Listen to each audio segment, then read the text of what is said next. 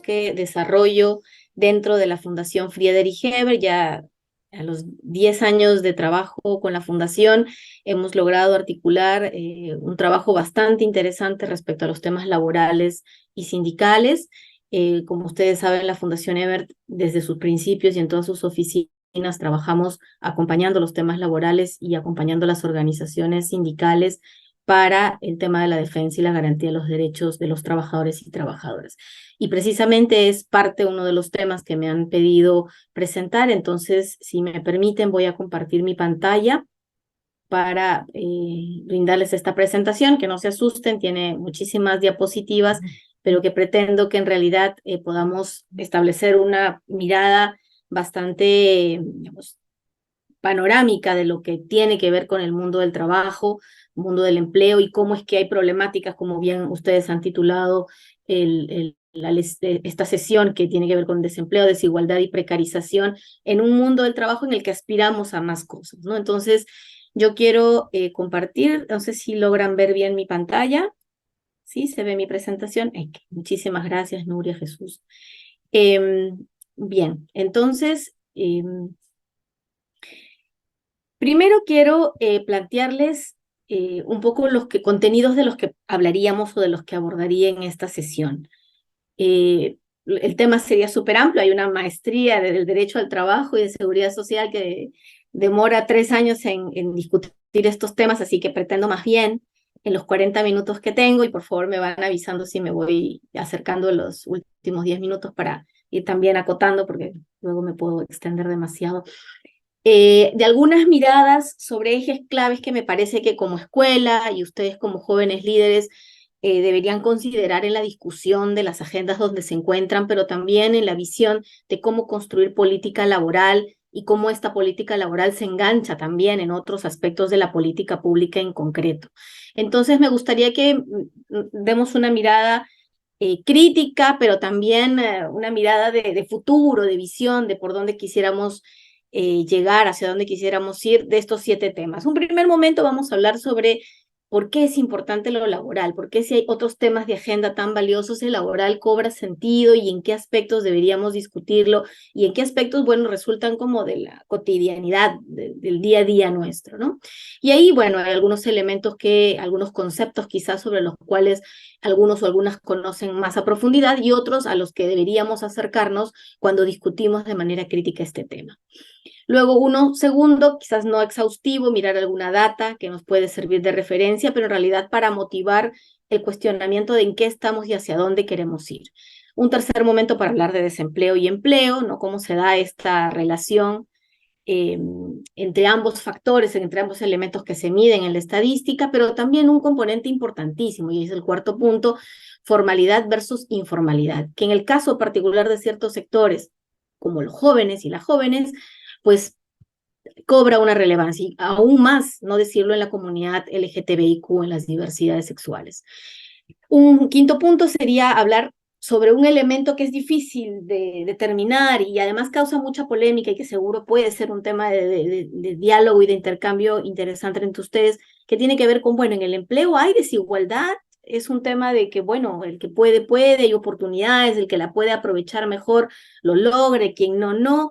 ¿Hay discriminación real? ¿En qué aspectos? Y ahí, bueno, quizás vamos a ver algunas cosas vinculadas a los ingresos, pero sobre todo al acceso a protección social.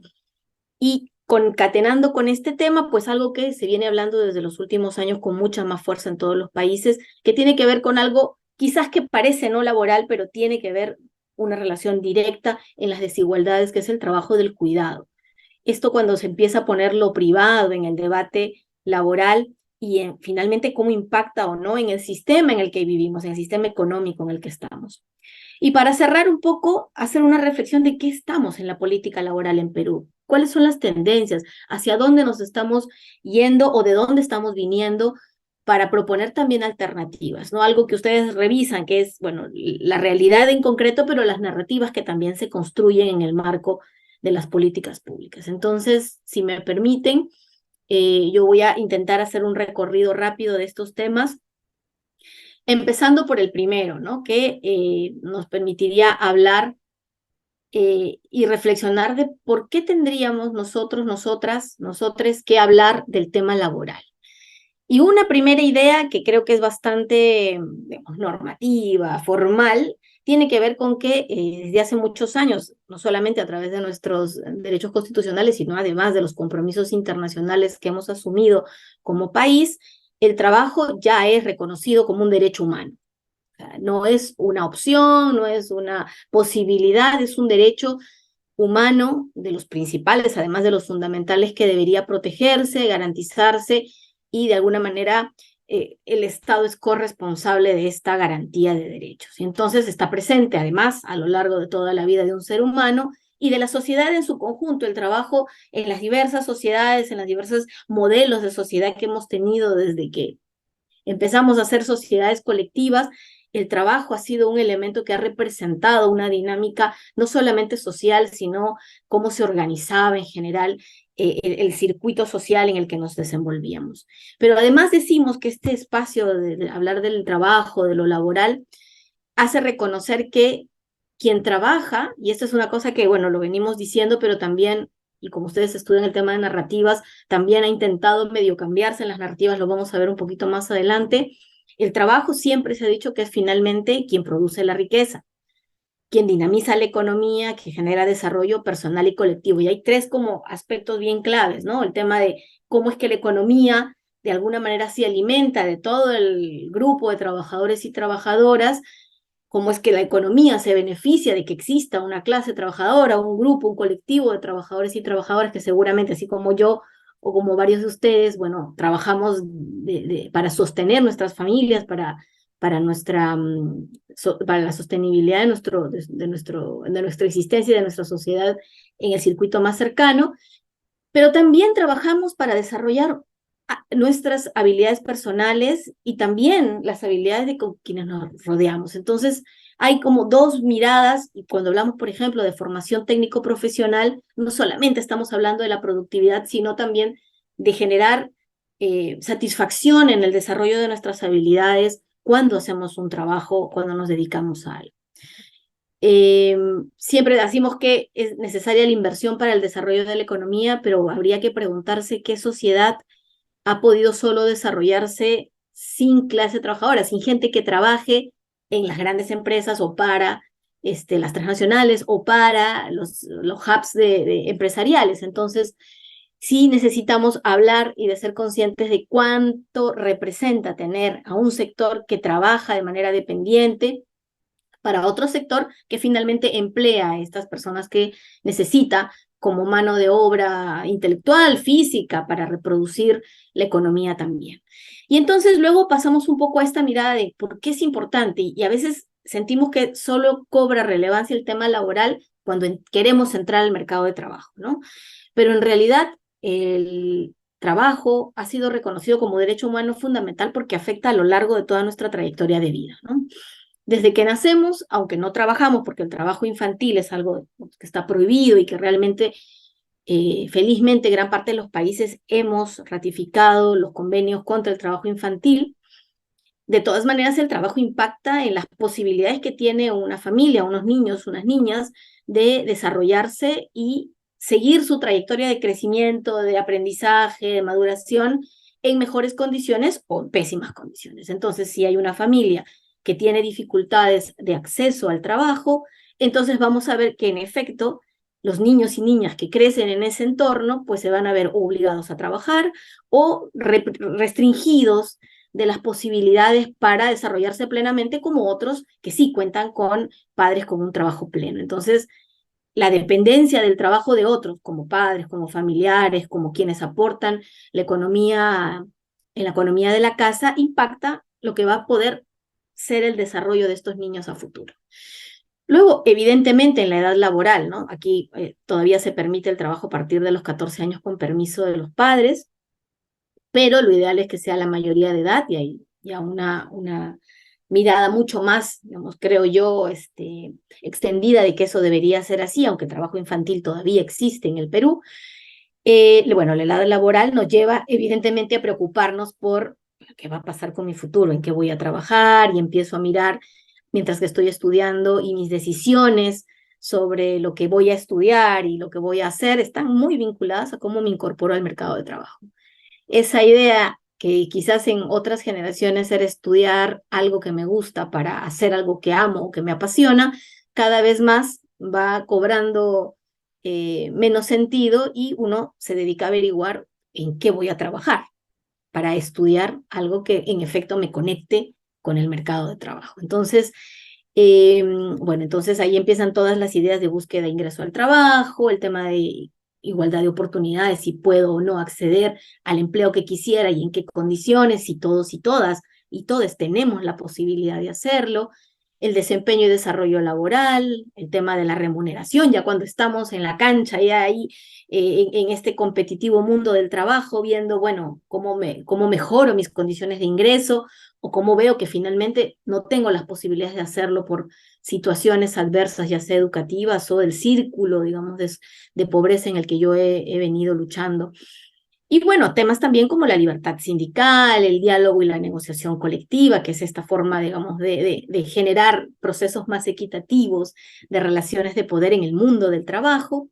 Y también, evidentemente, cómo resolver el tema del desempleo, la pérdida y la reubicación, o en todo caso, la reconversión laboral. Ahora hablamos mucho, que no va a ser un tema en el que me voy a detener, pero nos estamos cada vez más preocupando sobre el impacto de la inteligencia artificial y el uso de las nuevas tecnologías, lo que llamábamos el futuro del trabajo o los trabajos del futuro, que tenían que ver con este crecimiento del uso de la tecnología y cómo es que los puestos se iban a perder o se iban a reconvertir. Y entonces una palabra denominada reconversión laboral empieza a cobrar cada vez más preocupación y sentido en ciertos sectores donde la preocupación por la pérdida de mano de obra poco calificada, poco cualificada, haría una preocupación para este sector de trabajadores y trabajadoras. Y luego, cuando uno piensa que ya su vida laboral empezó a pasar a una vida de descanso, pues tenemos aquí que en el Perú gran parte de los mecanismos de protección para la vejez están íntimamente y muy relacionadas a tu capacidad de trabajar y de aportar en los sistemas de previsión o de salud pública. Y es ahí donde a partir de los 65 años, donde esperamos pasar a la jubilación, y en muchos países se está discutiendo si debería ser a los 70, a los 70 y tantos, pero el promedio más o menos a nivel mundial se marcó como los 65 años de donde empiezas a ser adulto mayor, adulta mayor, empiezas a preocuparte más cuáles van a ser los mecanismos de sobrevivencia cuando ya las fuerzas y las capacidades para incorporarte al mercado de trabajo son más escasas. Y entonces ahí empiezan discusiones como, bueno, ¿y qué está la reforma de las pensiones?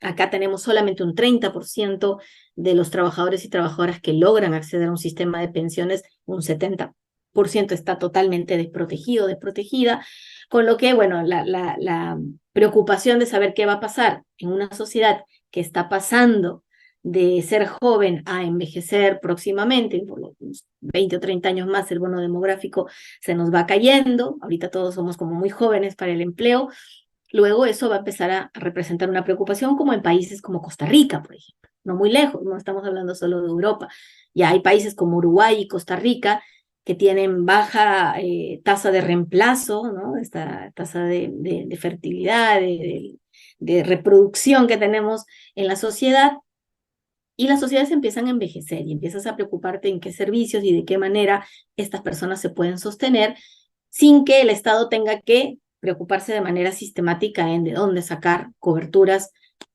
impensadas, ¿no? Implanificadas o desplanificadas.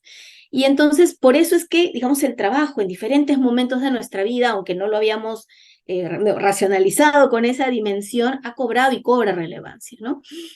Y bueno, ahí empieza un tema muy importante a discutir, y es, hay un concepto que se habla en el tema laboral que es el trabajo decente, que aquí en Perú se prefiere mencionar en algún caso de sectores sindicales, hablar del trabajo digno, ¿no? Decente es una palabra que está muy traducida del inglés, decent work, y que necesariamente en el español pudiera tener otras concepciones, pero hace alusión a la dignidad que debería tener un trabajador o trabajadora en el reconocimiento de los múltiples factores que están vinculados al trabajo. Y entonces este adjetivo tiene que ver con un trabajo de buena calidad o en cantidad suficiente, un trabajo que por lo menos se hace el mejor posible en cantidad y en calidad. Ahí la OIT ha hecho una descripción un poco más puntual para que las políticas públicas laborales y quienes hablan desde los estados, pero también quienes hacen incidencia en el tema laboral, puedan hablar con los mismos patrones, ¿no? Porque a veces cuando hacíamos talleres de trabajo decente, se pensaba mucho en decente como moral, ¿no? Y habían confusiones. A ver, por ejemplo, la prostitución es un trabajo indecente y hablaban un poco en ese sentido y no hace alusión al tipo de trabajo que uno hace, sino a las condiciones en las que este trabajo se realiza. Y entonces ahí el trabajo decente nos hace la Organización Internacional del Trabajo, que es el organismo que regula a nivel internacional y las garantías del derecho al trabajo, nos dice que es un trabajo productivo en condiciones un poco de libertad, de equidad, igualdad por supuesto, pero de equidad, es decir, a quienes tienen menos acceso, facilitarles formas para acceder con mejores condiciones, de seguridad, de poder entrar y salir sano y vivos cuando vamos a trabajar, y de dignidad, que hace mucho sentido a la calidad del trabajo, a la calidad de trato, a la posibilidad de, en efecto, sentir que eres reconocido por el trabajo que realizas o reconocida por el trabajo que realizas por tus empleadores, pero también por tus pares, ¿no? Por quienes te rodean. Y evidentemente pensar en que son derechos que deben ser protegidos y que deben ser retribuidos de manera adecuada, con salario, ingreso, remuneración, y a través de los cuales también puedes acceder a los mecanismos de protección social. Y entonces ahí hay un elemento importante, decir, bueno, entonces, ¿cuánto valor le estamos dando a este componente de trabajo y a la calidad del trabajo a la que podemos acceder?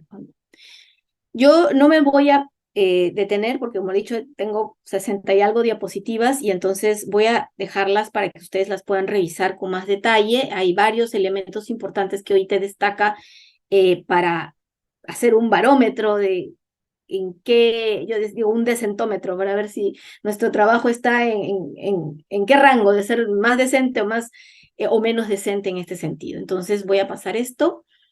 Sí me parece importante mencionar esto que hoy te lo enumeró en una de las conferencias internacionales haciendo alusión que el trabajo primero es fuente de dignidad personal, pero también es de estabilidad familiar, es paz en la humanidad. Y si ustedes ven el origen de la OIT surge a través del Tratado de Versalles, que se da en el marco de una guerra mundial, sobre la cual se empiezan a sentar las bases de cómo debería ser un trato de paz, pero además con justicia social. Y a partir del concepto de justicia social es donde sale la necesidad de que hayan garantías también al trato justo en el trabajo. Y entonces se habla de paz en la comunidad a través de un ambiente de trabajo que se da para todos y todas, pero también que se da en condiciones dignas, pero que además garantiza democracias, democracias que actúan para beneficio de todos.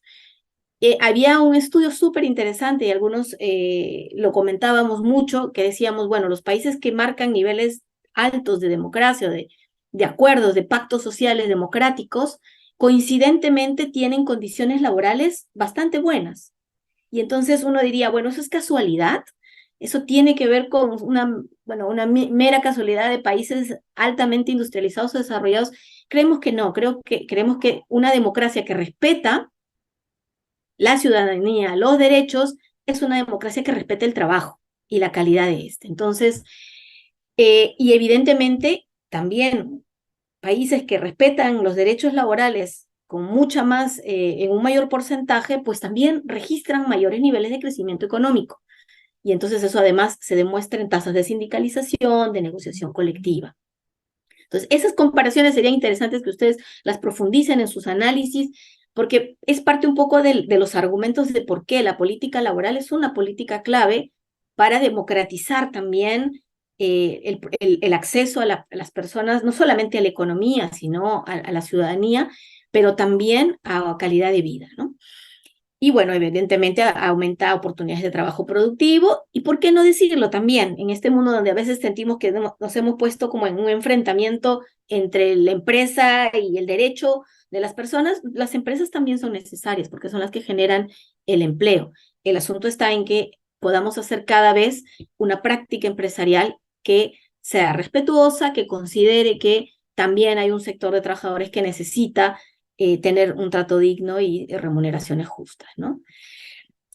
Aquí yo lo voy a dejar esto, no me voy a detener mucho, pero les dejo la información de lo que es o lo que representa la OIT en materia de trabajo y de la normativa nacional e internacional a la cual estamos acogidos y acogidas. El Perú desde el 2019 es un Estado miembro y bueno, tenemos 4 indicadores de política que tienen que ver con la gobernanza, el proceso normativo y el control normativo, que son claves todos los años. El Perú tiene que informar cómo ha ido cumpliendo varios de los convenios de trabajo que hemos aprobado, que hemos ratificado. Aquí tenemos más o menos 76 convenios ratificados que tienen que ver desde violencia, que es el último, violencia y acoso en el mundo del trabajo, el trabajo doméstico, trabajo infantil, trabajo en industria, trabajo en enfermería, o sea, tenemos una gama de muchísimos convenios valiosos que para los sectores de trabajadores ha sido clave porque luego han despertado que la normativa nacional responda a ese nivel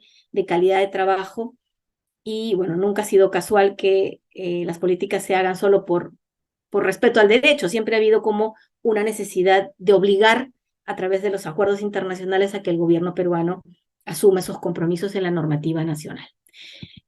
Sí quiero que dejemos como súper claro dentro de este marco de trabajo decente, porque además tiene mucho que ver con lo que se puede plantear de política pública en materia laboral, 4 elementos estratégicos que se marcan desde la OIT y que tienen que ver con cómo diseñamos nuestra política en el trabajo o las políticas laborales a nivel mundial. Uno tiene que ver una patita, que son 4 patitas, una patita tiene que ver con el empleo digno. Yo quizás lo pongo en este gráfico, que bueno, no lo logro ver bien porque se me tapa esto, pero a ver si lo logro. A ver, tampoco, no sé qué hice. Bueno, pero bueno, no lo sé. Estas 4 patitas que vemos, que son los 4 elementos del trabajo decente, uno tiene que ver con el empleo, con el acceso al empleo digno, otro tiene que ver con un gran bloque sobre el respeto de los derechos laborales, que tiene que ver con las normas, los principios y la garantía del cumplimiento del derecho, otra que tiene que ver con protección social, y aquí regreso acá, que está muy articulada. La protección social es un derecho vinculado a generar protección en contingencias, en estas cosas que pueden suceder y que te pueden dejar fuera del mercado de trabajo y te pueden quitar la única posibilidad de sustentar a tu familia o sustentarte a ti y a tu familia.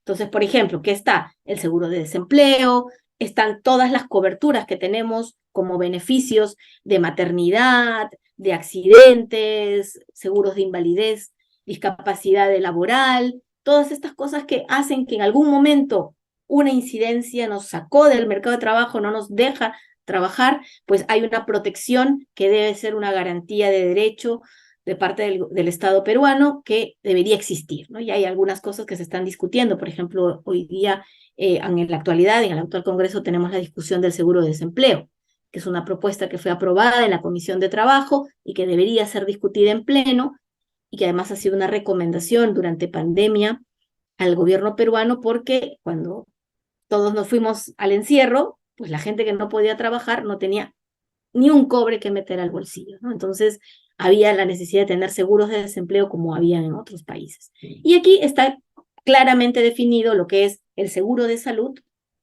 y el seguro de pensiones. Ahí en protección social se revisan estos 2 beneficios de cobertura de contingencias muy importantes. Y el cuarto, que es la cuarta patita, que tiene que ver con el fomento del diálogo social, que en el caso del gobierno peruano, que ha firmado el convenio 144, es un convenio que obliga al diálogo tripartito.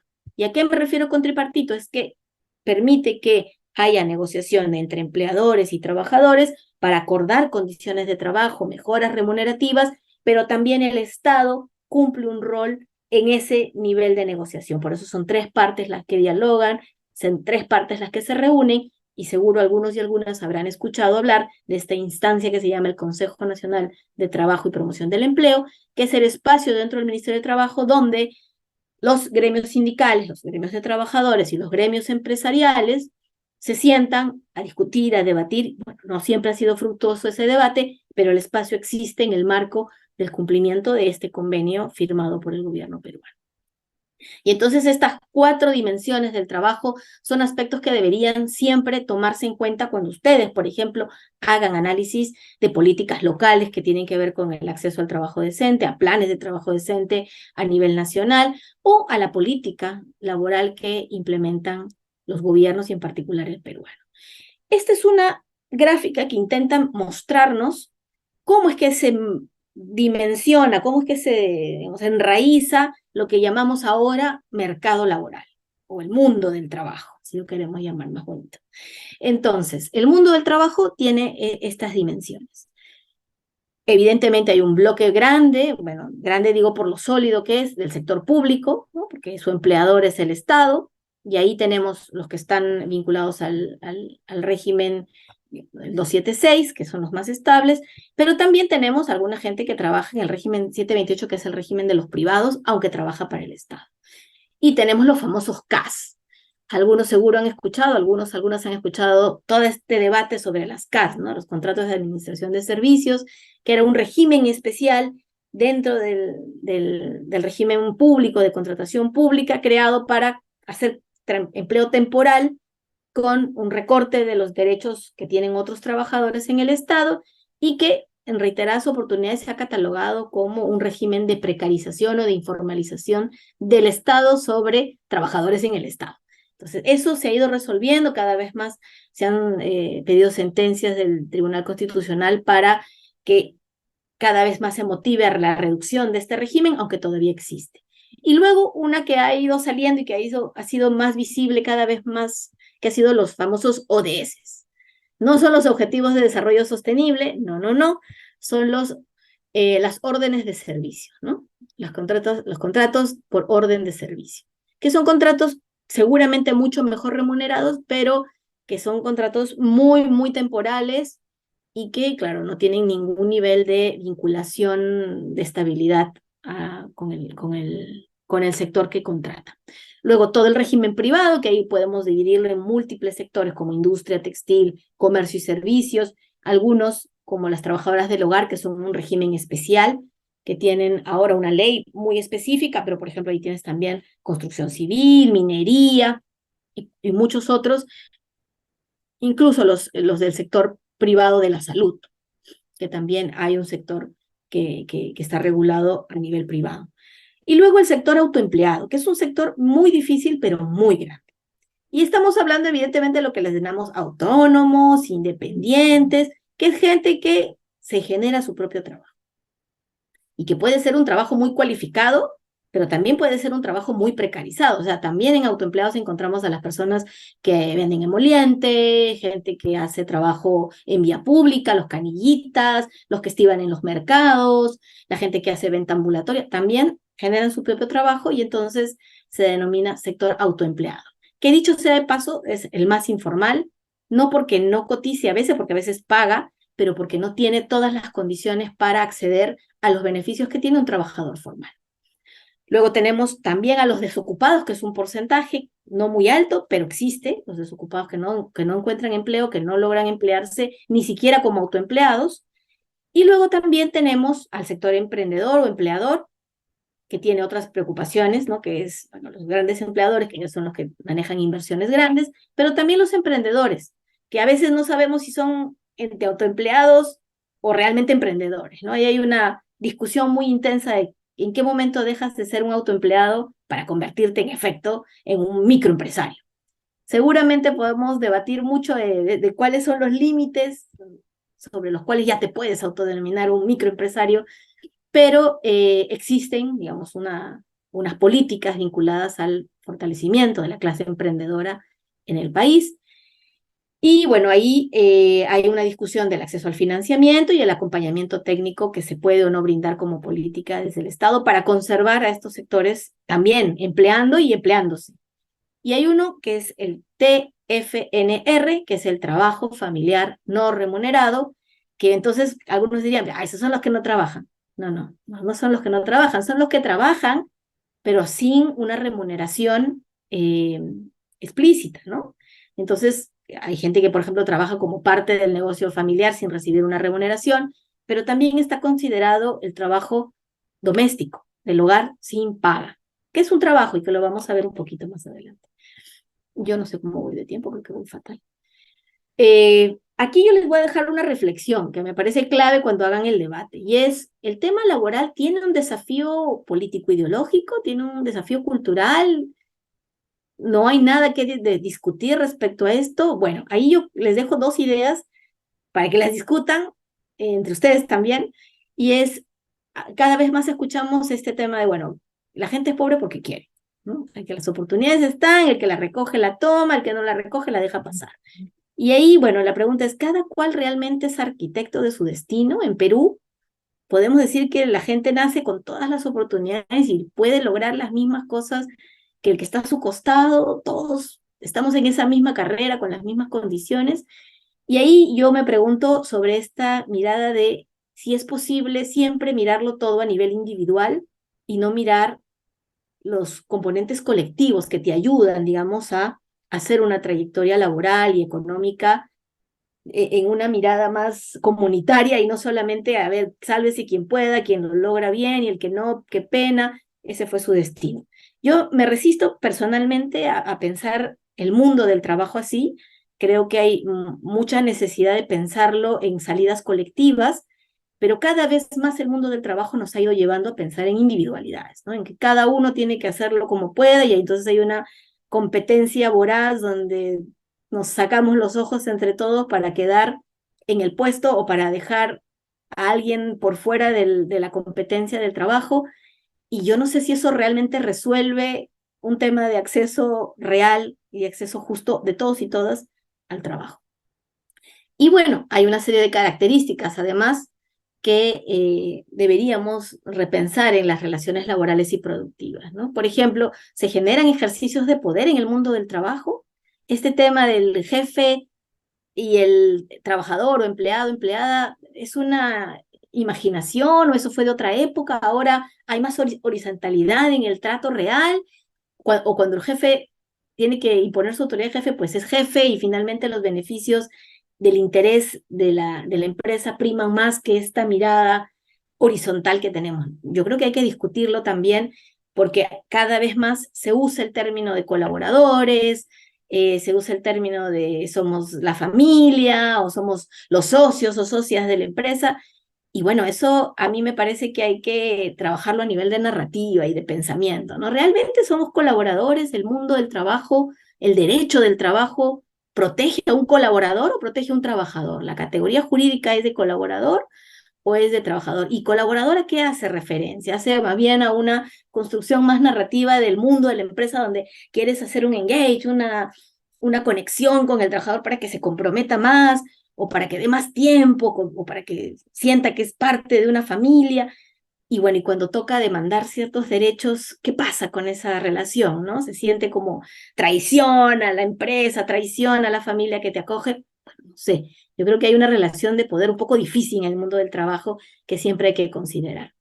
El tema de la regulación y la autorregulación, por ejemplo, también, ¿no? O sea, las empresas se autorregulan, necesitan una regulación, el mundo del trabajo requiere regulación o no. ¿Y cómo resolvemos los mecanismos, los conflictos? ¿Debería entrar el Estado a intentar resolver conflictos o no? Ahora hay norma, la norma de relaciones colectivas da mecanismos para resolver conflictos cuando, por ejemplo, hay negociación colectiva entre sindicatos o no. Bueno, ahí hay varias ideas que pensar y yo creo que el espacio de reflexión que ustedes tienen, que va mucho en reflexión de narrativas, me parece clave. Yo voy a dejar esto para que revisen. Hay varios elementos de cada patita del tema del trabajo que son importantes identificar y que hay algunos temas sobre los cuales cada uno de estos ejes desarrolla política, pero también reflexión y vigilancia. Pero además también hay compromisos internacionales. Ustedes han escuchado seguramente sobre la Agenda 2030 y los Objetivos de Desarrollo Sostenible, y siempre se ha dicho que el trabajo decente y el crecimiento económico están vinculados al ODS 8, que es el que habla de trabajo decente y crecimiento económico. Pero en algunas oportunidades hemos hecho un análisis sobre cómo en cada uno de los 17 ODS hay una discusión sobre lo laboral que permite o llegar o avanzar en la meta del objetivo o limitarla o truncarla. Entonces, a ver, cojamos cualquiera así como un chocolateo. Si hablamos de educación, pues en el sector de educación hay sectores de trabajo y hay discusiones sobre el trabajo, la mejora del trabajo, la mejora educativa y los trabajadores y trabajadoras del sector, la mejora de formación técnico-profesional del sector de educación y cómo se inserta luego la gente al mundo del trabajo. Entonces el trabajo también está en ese. Escojamos cualquiera y veamos dónde no está presente una discusión sobre lo laboral. En ninguna. A ver, la más loca, vida submarina. Vida submarina. ¿Hay algún componente de trabajo que podamos encontrar en este elemento? Pues sí, porque ¿quiénes protegen la vida submarina? La gente que trabaja en la mar.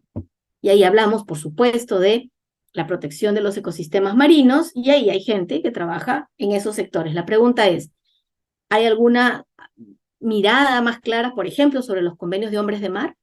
La OIT tiene un convenio sobre hombres de mar que ha ratificado el gobierno peruano, sobre el uso de las plataformas petroleras dentro del alta mar y los riesgos que corre la vida submarina. Ahí hay trabajadores que cuando hay una incidencia son finalmente las personas que también quedan en situación de riesgo y vulnerabilidad cuando hay una... O sea, digamos, miremoslo por donde lo miremos, hay un componente de trabajo que facilita o dificulta el logro de la meta. Así que toda la Agenda 2030 tiene lo laboral en su ADN. Aquí hay una lista, que tampoco me la voy a detallar, sobre algunos indicadores de trabajo decente. Si alguien, por ejemplo, está interesado en evaluar algún sector y mirar a través de cómo en este sector o en este espacio en concreto se dan indicadores de trabajo decente, ahí hay una lista de 10 componentes, perdón, 11 componentes sobre los cuales se puede mirar cuánto nos acercamos a ese objetivo, a veces utopía, de trabajo decente en el Perú. Vamos a pasar así rapidito una mirada de algunos datos estadísticos generales, recordando que esto es hablando de un derecho fundamental, y ahí nos dan alguna información, por ejemplo, general. Esto es una data que ustedes seguro ya manejan, son al 2021, que son los datos más exactos, más certeros, somos 33 millones de peruanos en el Perú. La población juvenil más o menos es el 23,8, casi un 24%, unos casi 8 millones, 7 millones y algo. Y así se está distribuyendo el mundo del trabajo aquí. En el 2022, 25 millones de personas teníamos o tenemos una edad para desempeñar alguna actividad económica. Eso quiere decir de 14 a más, considerando que desde los 14 años es posible trabajar con permiso de los padres. Y ahí tenemos que mirar la división de, finalmente, quiénes son la población económicamente activa, es decir, aquellos que están buscando trabajo y se están insertando, y los que por diversas razones no lo pueden o no lo hacen. Y ahí tenemos que somos 18 millones quienes estamos en la PEA, más o menos un 72% de la población que está en posibilidades de trabajar. Y unos 7 millones que están por fuera, que tiene que ver con discapacidades reales o dificultades reales para no insertarse en el mercado del trabajo. Ahí hay un cuadrito, quienes quieren lo pueden mirar con más detalle, y les dejo algunas estadísticas, y ahí hay una data que mirar, por ejemplo, por sexo, que nos va a servir para el análisis, por ejemplo, de desigualdades. Como saben, ahora, después de la pandemia, hubo que mirar con más detenimiento qué pasó con la pérdida de empleo. Pandemia nos hizo un punto de quiebre, una crisis en lo laboral, muchos fueron personas que quedaron en suspensión perfecta, es decir, les mantenían el contrato pero no les pagaban nada ni ningún beneficio, pudieron retornar seguro a sus puestos cuando la situación se reactivó, las empresas que no se dieron a la quiebra pudieron recuperar a su mano de obra contratada. Y bueno, finalmente lo que nos miró el último estudio de la Encuesta Nacional de Empleo y del ENAO nos da cifras comparadas entre qué pasó el 19, el 20 y el 21, mirada desde la evaluación del 22. Y entonces, por ejemplo, ahí nos dice que en efecto la población femenina aumentó en el 2021 y la PEA masculina aumentó un poquito menos, ¿no? Hay un 4% aumentó la femenina, que hay que ser honestas, fue la que más se perjudicó durante pandemia, porque como ustedes saben, las tareas de cuidado y todo lo que implicaba tener enfermos y enfermas en casa o cuidar que no se enfermen, cayó como un bloque de concreto sobre las espaldas de la mayor cantidad de las mujeres de las familias. Y muchas de ellas perdieron empleos porque también eran y somos a veces la pita de lo laboral más débil, que se rompe con mucha más facilidad en materia de empleo. Luego, en comparación del 2019, la población ocupada femenina aumentó en 23%, que es un aumento considerable. O sea, quiere decir, logramos recuperarnos un poco del desempleo. Y bueno, de la PEA total ocupada, 53,6, es decir, más o menos 9 millones de personas son hombres, y el 43%, 43,7 son mujeres. Ahí tenemos una leve, digamos, brecha de empleo, de acceso entre uno y otro, pero ahí estamos repartiéndonos. En el tema de edad, aquí hay data un poco particular que hay que analizarla quizás en el contexto de qué fue la pérdida de empleo en el 2019, en el 20 y el 21. Primero, mencionar que la P ocupada creció, sí, en efecto, hubo un crecimiento en la población de 45 a más años de edad, es decir, una población que es poco frecuente que crezca porque se supone que es gente que ya como se va empujando fuera del mercado de trabajo. Pero además fue una población que quedó también bien desempleada cuando hubo la crisis, porque los primeros que despedían eran a los más jóvenes y a los más viejitos. Entonces, se fue recuperando en el acceso nuevamente al empleo la población de 45 a más años de edad, y en el grupo de 25 a 44 años también. O sea, empezaron a recuperar sus empleos. Ahora, lo que pasa es que en la población menor de 25 se disminuyó. O sea, hubo una pérdida más o menos de 97,000 personas que no lograron emplearse. Es decir, digamos, los más jóvenes siguen pagando los platos rotos de la crisis económica y de la crisis sanitaria que nos fue arrastrando.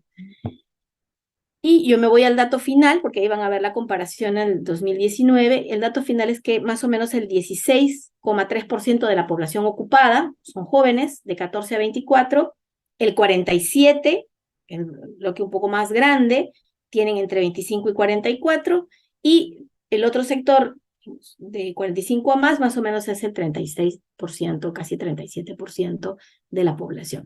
Ese es el marco de trabajo y de mano de obra ocupada que tenemos en el mundo del trabajo. Como se dan cuenta, todavía tenemos bastante empleabilidad joven, y eso es una cosa que desde las políticas de empleo se deberían aprovechar con más fuerza, pero bueno, desafortunadamente no hay una política de empleo clara y convincente como debería haber aprovechando el bono demográfico. Ahí hay una data que ustedes que es un poco lo que registra esta afirmación que hice para que lo vean en los cuadros del INEI, del ENAO, de la Encuesta Nacional de Hogares del 2022, y ahí algunos gráficos que nos mostraban la evolución que hubo, ¿no?, en los últimos trimestres. Luego hay una data por nivel educativo. Ahí, ahí vamos a identificar que, por ejemplo, el 25,5% de la población ocupada tiene más o menos educación primaria o un nivel menor de educación. O sea, ese es digamos, el sector más precarizado, más vulnerable. El 45,3% tiene educación secundaria, que es el bloque más grande, y luego tenemos un bloquecito que ya no es tan grande como el de educación secundaria. Veamos que es una mano de obra no tan calificada, por lo tanto también, aunque no tiene solo primaria, es bastante vulnerable porque se usa para actividades poco profesionales, poco especializadas. Luego tienes al casi 16% que es superior, perdón, no superior, universitaria, que es decir, la técnica, la que hablamos como formación técnica, y el 16%, un poquitito más, de educación universitaria. Y aquí esta cifra nos da un dato interesante cuando hablamos en materia de formación técnico-profesional. Yo sé que, digamos, hemos mirado como, y bueno, yo también me he dedicado casi a estudiar en la universidad, pero estamos desaprovechando una buena oportunidad de formación técnica para sectores que requieren trabajadores más técnicos que profesionales. Y ser técnico no quiere decir, perdón, que universitarios. Y ser técnico no quiere decir que no eres profesional, sino que la formación y a lo que se te va adiestrando tiene una lógica de operatividad en el mercado de trabajo distinta. Y es algo que entidades como Senati, Sensico y otras, creo yo, no han logrado enganchar mejor a las políticas de formación técnico-profesional con la fuerza que necesitamos. En Colombia, el SENA es una institución fuertísima, produce técnicos en muchos sectores que finalmente importamos como trabajadores cualificados al Perú. Por ejemplo, cuando está toda esta ruta de gasoducto, soldadores de estos grandes túneles de traslado de gas, no teníamos. Y importábamos muchísima mano de obra colombiana para hacer esta tarea. O sea, la pregunta es, ¿no era posible hacerla aquí en Perú? Es una pregunta que nos haremos y que seguro habrá que hacerle al Ministerio de Educación y al Ministerio de Trabajo. Y entonces se fue incrementando en efecto, porque se perdió mucho de la formación técnico-profesional y de la universitaria durante pandemia, pero fueron luego recuperándose en el 2022, como ven, ¿no? En relación al 2021, se incrementó en un 8% la universitaria, la no universitaria en un 7%, y bueno, los que no se digamos, incrementaron mucho fueron los que están en educación secundaria y bueno, menos los que están en menor formación. Ahí están los cuadros y ahí está el texto si desean revisarlo con más detenimiento. Y yo quiero entrar a estos fenómenos que ya no son tan fenómenos porque son tan largos en periodo que ya dejan de ser fenómenos. Estas situaciones estructurales de las que no logramos salir. Y es una discusión que ustedes seguro la han escuchado en diversos momentos que tiene que ver con el empleo formal y el empleo informal, la formalidad y la informalidad. Bueno, el milagro peruano, admirado por todos y bueno, a veces irónicamente saludado por algunos políticos, se lo atribuyen a las alternativas y a la creatividad de las personas para sobrevivir en un mundo de informalidad. Mientras que el Estado no te garantizaba mecanismos formales, pues tú hacías lo que sea y como sea para convertirte en una persona exitosa o por lo menos sobrevivir sin tener que serle una carga económica al Estado. Y eso, bueno, se puede ver como una mirada muy propositiva, decir, bien, este peruano que es emprendedor y sale y nunca se deja batir por el dolor. Sí, pues, ¿no? Pero bueno, luego, ¿con qué costo? Con un costo seguramente muy difícil familiar, pero en materia de una inestabilidad permanente, y eso nos lo dicen las cifras en pandemia. ¿Quiénes fueron los primeros que quedaron totalmente vulnerabilizados, incluso hasta en situación de pobreza? Los informales, los que vivían del día a día, los que vivían recurseando, los famosos recurseros, ellos fueron los que no tenían forma de alcanzar una protección en el trabajo. Yo veo que hay mensajitos, yo no sé si me están escribiendo a mí, pero si están escribiéndome, me avisan. Por favor, porque no puedo leer. Entonces, luego tú ves que hay cifras del empleo formal, informal. Yo honestamente les voy a dejar el texto para que lo miren con detenimiento, pero lo que voy a decir es así, rotundo y contundente. Antes de pandemia, habíamos mejorado 5 puntos porcentuales de formalidad versus informalidad. Hemos pasado del 60% de informalidad versus un 30 y tantos por ciento de formalidad a un 70% de informalidad y en pandemia casi hasta un 80% de informalidad.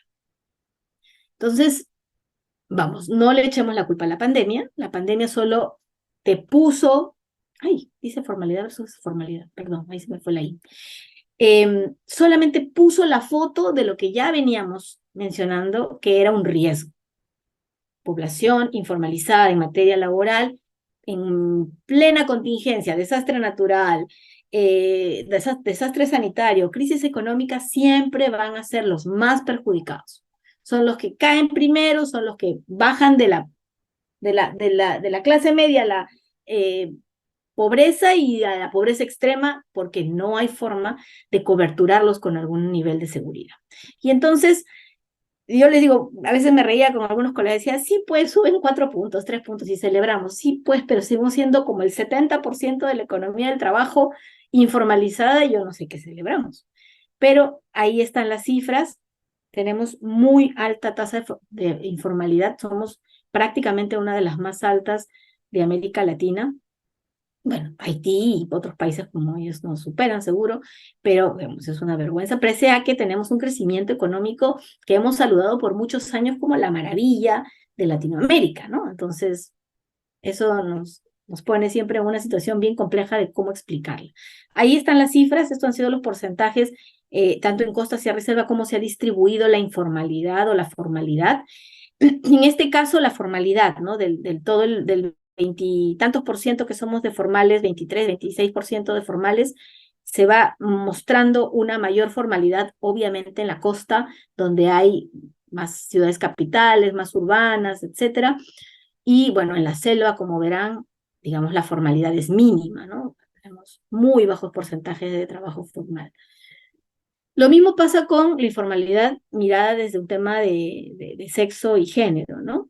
Ahí tú ves que, o podemos ver que el empleo informal, del 61% de los empleos formales, estos son ocupados por mujeres, por hombres, perdón, y solamente un 40% son los empleos formales de mujeres. Entonces hay un rostro, digamos, diferenciado por sexo de la formalidad y la informalidad, y esto tiene causas que no solamente tienen que ver con cómo se ha configurado el mercado de trabajo, sino que, y lo vamos a ver muy prontito que ya estoy llegando por ahí, vamos a explicarnos por qué hay mujeres en el mundo de la informalidad en mayor porcentaje. Y creo que varios de ustedes ya lo saben, pero es lindo que podamos meterlo en nuestras discusiones porque mientras no lo discutimos, se normaliza y parece que, bueno, así es la vida y tenemos que vivirla como nos viene. En el caso, bueno, aquí hay otro dato de un 32% de los hombres ocupados tienen un empleo formal en el área urbana y el 6,3, son 6,3 puntos porcentuales más que las mujeres, un 26% en el área urbana. O sea, es decir, también en las zonas urbanas tenemos una dificultad de acceder a empleos formales. Luego también hay una data por nivel educativo, por edades, como era de esperarse, el empleo formal más elevado se da en el sector, digamos, de aquellos que ya logran acceder con más facilidad al mercado de trabajo, que son entre los 25 y 44 años, que es el 33%. Y luego, el siguiente sector que tiene más empleo formal son los desde 45 a más, con un 30%, y los que tienen fatal el empleo formal son los menores de 25. Y también tenemos ahí alguna información sobre educación, ¿no? El nivel educativo, el, como era de esperarse, el superior universitario y superior no universitario tienen mayor formalidad en el empleo que los que tienen solo primaria y secundaria, pero eso tiene bastante sentido porque generalmente tú retienes a tu mano de obra formalizada porque la necesitas y eso implica una valoración de las cualificaciones que tiene. Entonces, ahí hay unas grafiquitas que ayudan un poco a explicar, por ejemplo, el empleo formal por sexo en los diferentes años, y ahí siempre ha habido una tendencia. El 2019, la tendencia, no había pandemia, así que, mire, la tendencia seguía siendo una desigualdad de formalidad. Claro, ahí la pandemia alteró un poquito en el 21, en el 20, pero seguíamos teniendo una brecha de formalidad, incluso entre quienes están formales. Aquí están por edad y aquí por educación. Hay algunas también por rama de actividad. La que tiene más formalidad, evidentemente, es la minería, pero hay que reconocer que la minería tiene muy poco porcentaje de empleo, o sea, genera muy poco empleo, a diferencia de otros sectores como el de servicios o como el de manufactura y el de comercio, donde las mujeres, la cara femenina en el sector comercio y servicios es predominante, ¿no? Y bueno, la agricultura, que es aquí hablamos de agricultura, las grandes empresas de agroexportación, pero por sobre todo las empresas de agricultura familiar, de economía familiar. Yo voy a dejar por ahí, bueno, luego también hay tasas de empleo informal, que esas son las deprimentes, pero no les quiero deprimir. Aquí está la contracara de lo que hemos visto con formalidad. Aquí están las tasas de informalidad. Entonces, aquí en este gráfico ustedes pueden ver cómo la informalidad es lo que les decía, ¿no? O sea, ha sido una relación bien injusta desde muchos años, desde el antes de la pandemia, ¿no? Los jóvenes, los más jóvenes han tenido tasas elevadísimas de informalidad, pero ni siquiera los de 25 a 44 años han tenido menos. O sea, ahí el rojito, ese nos marca 65% de informalidad en esa edad. Entonces, no es poco para un país que busca crecer económicamente, ¿no? El tema del desempleo. Realmente el desempleo, y es precisamente porque hay este correlato de informalidad, el desempleo no suele ser exagerado, ¿no? O sea, evidentemente un 10% no es para reírse, pero bueno, o sea, podríamos estar peor. Miremos la tasa de informalidad, imaginemos que todos los informales se categoricen como desempleados. Eso sería un país en crisis total, ni Haití. Entonces, claro, el desempleo es una cifra que se compensa porque tienes gente que se la busca en el mundo de lo informal, y por eso es que para el país y para el status quo les viene súper bien que hayan informales, porque resuelve un problema de tasas de desempleo que podrían ser muy elevadas, y que en pandemia pues eso se disparó y fue una real preocupación. Pero según grupos de edad, aquí hay un 10% más o menos alguien me escribió, que me admisible, ya, bueno, no sé si me lo preguntaste a mí, Jesús, pero está bien que lo pongas ahí, porque en efecto, esta dicotomía empleo, informalidad, es una cosa así bien, a ver, voy a decirlo bonito, ¿cómo le digo sin bicho? O sea, todos están contentos con que el milagro peruano se dé así, ¿no? Y entonces la mejor forma es decir, bravo, los peruanos sí saben luchar, ¿no? Bueno, no sé si eso es algo plausible, creo que sí es reconocible que la gente simplemente no se sienta a morir de hambre, pero no me parece que eso fuera o debiera ser la idea de gestionar el trabajo y la garantía del derecho del trabajo, que debe ser responsabilidad de los estados y de la sociedad. Finalmente los estados responden a las sociedades que los eligen o que los ponen ahí. Entonces, el tema laboral a veces está tan fuera del debate que siento que se ha normalizado, ¿no? Que está bien que la gente se la busque como pueda. Y por eso digo que hay un correlato en la narrativa también, ¿no? Si entonces cada uno se la tiene que buscar, está bien, pues se la busque, entonces qué responsabilidad hay desde otros actores. Y bueno, entonces yo sigo, pues si no, no acabo nunca. Bueno, esto lo voy a pasar porque hay una cosita acá. Y quiero pasar con esto. Bueno, los ingresos. Ay, los ingresos. En el tema de ingresos, bueno, aquí, esto fue el promedio del 2022. El ingreso promedio en los jóvenes más jóvenes es el sueldo mínimo, ¿no? 1.058, más o menos, por ahí. Entre hombres y mujeres hay una brecha, ¿no? La mujer gana menos en promedio, en promedio seguramente habrán sectores donde las mujeres a lo mejor igualan el salario, pero en el promedio que hace la ENAO hay una brecha salarial entre hombres y mujeres. El promedio es 1.500, pero cuando miras la brecha desagregada por sexo, que es la que está aquí, no sé si se ve mi flechita, ves que hay una brecha de diferencia, el hombre gana un poco más, que en salarios bajos 500 soles no es poco, ¿no? 400 soles y algo no es poco. Y luego en grupos de edad, o 600 soles casi.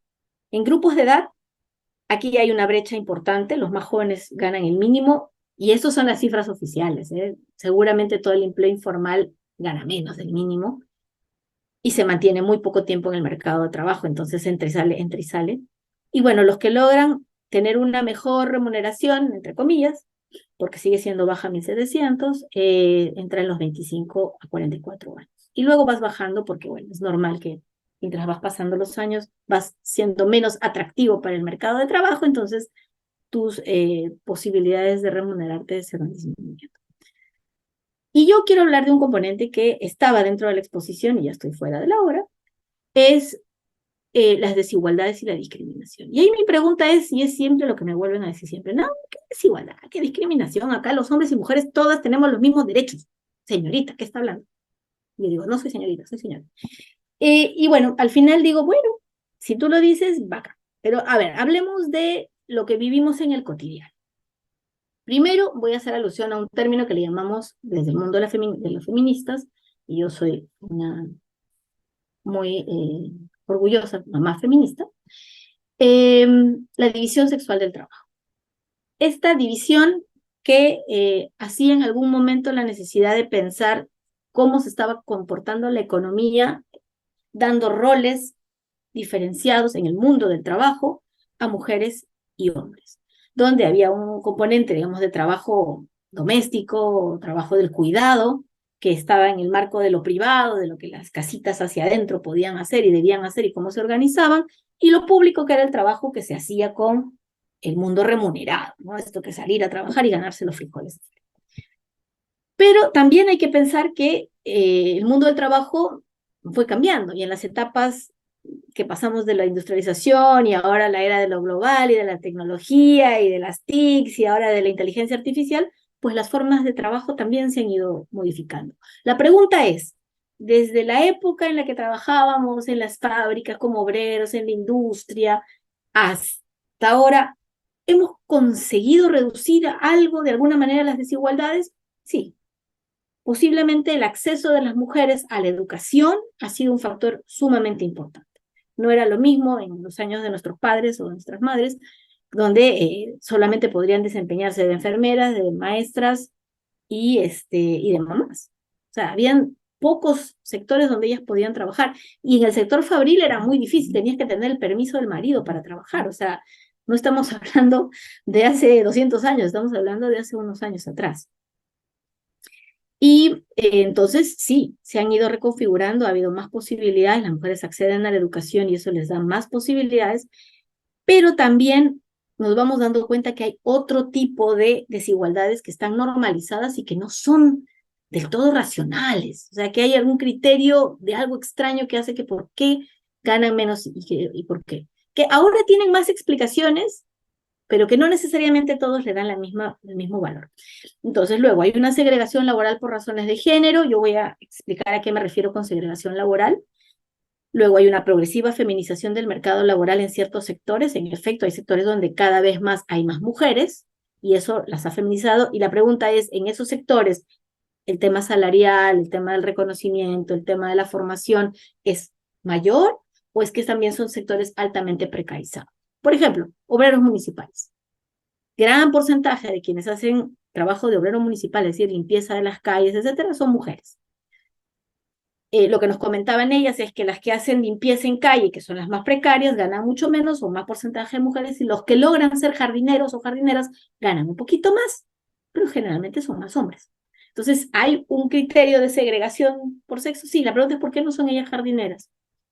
Esa es una buena pregunta. Generalmente la municipalidad contrata más hombres. Y eso nos han dicho que no hay un criterio racional de por qué, es porque ellos han estudiado, o saben más, o conocen más. Bueno, ahí hay un tema de certificaciones seguro que habría que hacer. Luego, las tasas de desempleo son más altas en mujeres, lo hemos visto en las estadísticas. El empleo no está liberando a las mujeres de la pobreza, es decir, hay mujeres que logran transitar, pero están en una situación de mucha informalidad. Gran parte de mujeres trabajan en el mercado de trabajo formal, entrando y saliendo por razones de cuidado, empleo precario y a veces mal remunerado. Hay situaciones de trabajo no remunerado que no es reconocido ni valorizado y se necesitan de más y mejores políticas de igualdad en materia laboral. O sea, todo lo que a veces nos reporta el Ministerio de Trabajo como su política de igualdad de género es solo poner mujeres y hombres, mujeres y hombres, mujeres y hombres. Y seguramente ya lo han discutido, lo discutirán. El tema de las políticas de igualdad de género no se resuelve con poner mujeres y hombres. Ahí hay que mirar cifras, hay que mirar situaciones de estructura sobre las cuales las mujeres no acceden al empleo, pero también acciones afirmativas donde les das la posibilidad de acceder a mejores condiciones de trabajo. A esto me refiero cuando hablo de segregación ocupacional. Hay la horizontal, que es que hay una diferente concentración de hombres y mujeres en diferentes sectores y actividades profesionales, ¿no? Algunos sectores donde son altamente feminizados, otros donde hay muchos varones, por ejemplo, el mundo de las ingenierías. Que nos digan las mujeres en las ciencias lo difícil que es desarrollarse en el mundo de las ciencias, que es un mundo todavía bastante masculinizado. Y lo que tienen que muchas asumir o hacer como parte de sus adaptaciones al mundo masculino para poder competir de igual a igual, que es muy difícil. Algún día seguro sería lindo escuchar a las compañeras de mujeres en ciencias que están organizadas en una red además. Luego, la segregación ocupacional vertical, que es esta más bien donde hay cargos que sí son como más aparentemente destinados para varones, donde logran encajar, y no porque sean hombres, sino porque las condiciones de ser hombre en la sociedad les permiten llegar a esos niveles de competitividad, y las mujeres tienen siempre alguna dificultad, y ahí es donde hablamos de los suelos pegajosos, ¿no? El piso pegajoso, que te ata, digamos, a una posibilidad, a una imposibilidad de seguir ascendiendo y haciendo carrera al trabajo, o los techos de cristal, donde, bueno, llegaste a tu tope y luego te das cuenta que hay condiciones divididas por sexo donde ya no permiten que escales hacia arriba. Esta es una de las realidades, ¿no? Se grafica así como medio graciosita, a veces quizás un poco injusta, porque creo que hay cada vez más hombres preocupados por esta injusta distribución de las cargas en la sociedad, y que hace referencia desde hace muchos años a la doble, triple, incluso cuádruple carga de trabajo, ¿no? Doble cuando trabajas en un trabajo doméstico o familiar, cuando haces cuidado y haces trabajo remunerado; triple cuando además te dedicas a hacer vida comunitaria o tienes alguna representación; si además tienes vida política, pues una cuádruple, y entonces eso se vuelve una carga de trabajos que no logras repartir de manera igualitaria. Y ahí hay varios elementos que tienen que ver con la recarga de labores, con cuán valioso consideramos que es el trabajo del hogar, o cuánto decimos que no es un trabajo. Aquí en la sociedad todavía seguimos pensando que el trabajo del hogar no es un trabajo. ¿Cuánto logramos conciliar la vida familiar y la vida laboral? O sea, no logro ver aquí si en la sesión si hay chicos, chicas, pero seguramente hay muchas experiencias de lo que ustedes ven en sus familias, pero lo que ustedes también viven cuando deciden, por ejemplo, tener una familia. Hay muchas mujeres que han ido postergando y postergando y postergando las decisiones de maternar cuando lo quieren hacer, porque eso inminentemente va a tener un impacto en su vida de trabajo, en su vida laboral y en su vida profesional. Y entonces ya no termina siendo una decisión en lo estricto privado, sino se convierte en una decisión que está muy vinculada a tu rol público. Y bueno, ahí el gran dilema del reparto de responsabilidades familiares, ¿no? Que cómo se cocina esto. Ahí sé que hay varias personas que trabajan en el tema de masculinidades, así que es valioso que este tema se discuta en un tema tan difícil como el trabajo, que creo que se ha dado poco, se ha como desvalorizado. Sí, sí está bien en casa, pero en el trabajo, ¿cómo se cocina esto? Está difícil. Aquí yo solamente quiero dejar un concepto que me parece valioso que cada vez más lo discutamos, que tiene que ver con qué es el trabajo del cuidado. El trabajo de cuidado se viene discutiendo ahora a través de varios proyectos de ley que hay en el Congreso, 5 de manera explícita. Uno de ellos que fue remitido por el Ministerio de la Mujer el año pasado, en julio del año pasado, y que quiso además de la Comisión de Constitución dictaminar en su archivamiento, que se detuvo porque hubo un poquito de revuelto ahí, revuelco en el ambiente, pero que ahora aparecieron 4 proyectos más que ayudan un poco a poner nuevamente la discusión en el Congreso. Y tiene que ver con cómo es que toda la economía y la sociedad siempre, históricamente, se ha sostenido sobre un trabajo de cuidado que sostiene la vida y reproduce la vida, en general en la sociedad. Y que está presente, al igual que el trabajo remunerado, el no remunerado a lo largo de toda la vida. O sea, el ser humano es un ser que vive dependiente su existencia de alguien que lo cuide. Los caballitos no, los caballitos nacen y bueno, si la mamá lo deja, camina. El ser humano es el ser más dependiente que existe desde que nace hasta que muere, porque cuando morimos solemos ser seres totalmente vulnerables y dependientes. Y entonces combinan elementos materiales y emocionales. ¿Y por qué tiene que ver esto con lo laboral? Bueno, porque el trabajo de cuidado también ha participado de manera estrecha en la reproducción del trabajo económico, de la vida económica del país. El año 2010 se realizó las famosas encuestas nacionales de uso del tiempo, la ENUT, ¿no? Y esa encuesta nos permitió mirar en qué dimensión hay desigualdades en el reparto del trabajo remunerado y no remunerado, y de qué manera eso se representa un problema social, pero también económico. A través de una serie de normas aprobadas por el gobierno peruano, se permitió que en las cuentas nacionales existiera una cuenta satélite para el trabajo familiar no remunerado, el trabajo doméstico no remunerado. Y se logró sacar que el trabajo doméstico no remunerado, el trabajo del cuidado no remunerado, representa el 20% del PIB, del PBI. Y entonces no estamos hablando solo del trabajo que hacemos en casa, sino que cómo estas tareas de cuidado están impactando directamente en la reproducción de la economía, y no de la economía chiquita, de pequeña escala, sino de la grande economía. O sea, ponerlo en cifras ha permitido que la gente dimensione. Entonces tenemos que hablarlo desde las políticas públicas. No puede ser solo un tema que las familias resuelven como pueden y como quieren.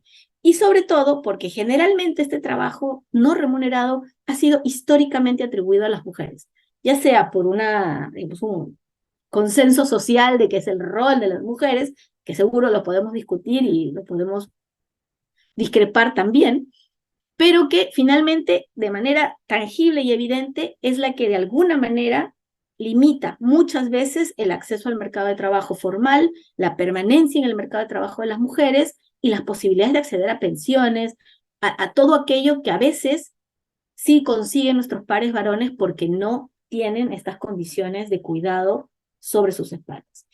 Se ha visto muchas veces, y aunque se habla de la no discriminación en la contratación, lo difícil que es explicar y conceptualizar cómo es que hay criterios de contratación que hacen que una mujer sin hijos, soltera, y que piense no tener hijos, sea más empleable que una mujer que ya tiene carga de familia. Si ponemos a competir a un compañero varón, a una compañera sin responsabilidad familiar y a una compañera con 2 hijos o con un hijo, probablemente los criterios de empleabilidad van a estar basados en cuánta posibilidad de distribución de su tiempo va a tener o cuánto va a representar eso una carga para el empleado.